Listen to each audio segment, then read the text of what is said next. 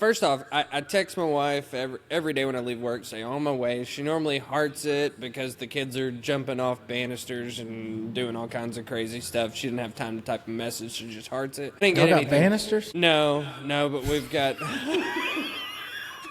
we've got a bar. So it's. I was just like, hey, hide money. It's a rent house, and it's one story. There's no banisters. They just jump off everything.